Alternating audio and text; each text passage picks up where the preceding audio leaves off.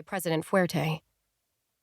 The two could move about the city of Estero and live their lives however they pleased when they weren't called to assist the president with his crimes.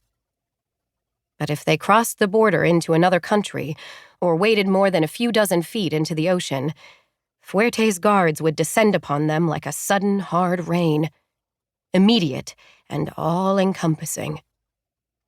They'd lose what freedom they had. In exchange for their abiding by these rules and staying inside the boundaries, Fuerte had kept the Stones and the other bad parents from being put in jail for their past crimes. When Greta's cell phone rang, she turned her back to the library and answered it in a hushed tone. But Cabot could just barely make out her mother's response. "Now is not a good time. We'll come to you. After, you know." Greta listened for several seconds, then reiterated firmly, "We'll come to you." She hung up and leaned toward Jack. "She sounds suspicious, but she can't come here." Greta glanced over her shoulder at Cabot.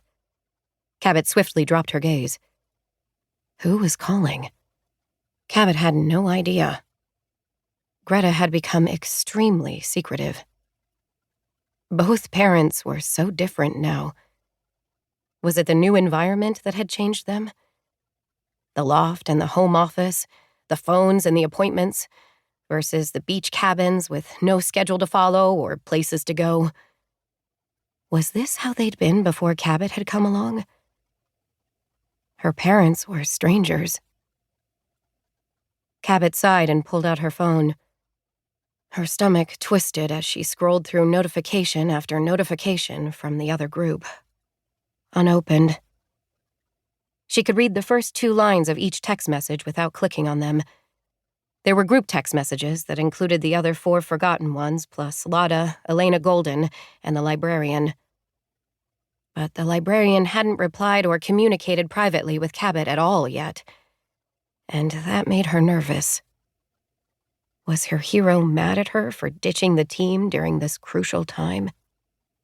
Cabot cringed as a days-long headache pounded behind her eyes. There were also a few individual text messages.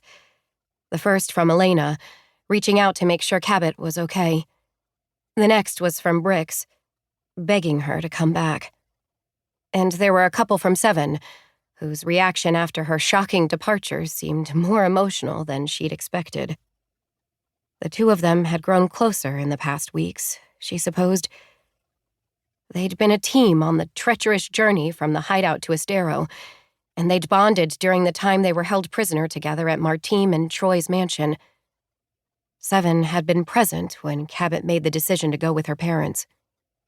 He hadn't tried to stop her, but she'd watched him turn and walk away. Head bowed. The short, unfinished text previews provided some comfort. Her friends missed her. But she didn't want to read the full texts. Not yet. Because she wasn't sure how she was feeling about everything, and she didn't want to start crying and have her parents wonder what she was crying about. She had to keep her friend's presence in Estero a secret no matter what. Plus, she wasn't quite ready for her friends to know she'd read their texts yet, because it could trigger an avalanche of new ones. Cabot wasn't prepared for that. She searched through her phone settings. Lotta had mentioned in one of their training sessions down in the lower tunnels that they could configure their messages so the sender couldn't tell if they'd read them. None of the group had actually done that as far as Cabot knew. The training had been overwhelming for the others, but Cabot had retained the information. She found the toggle switch and tapped it, and felt instantly better. Having people know if she'd read their messages felt as intrusive as when the kids nosed around her tree perch back home. Cabot was intensely private, even though she didn't quite respect other people's privacy the way she wanted hers respected.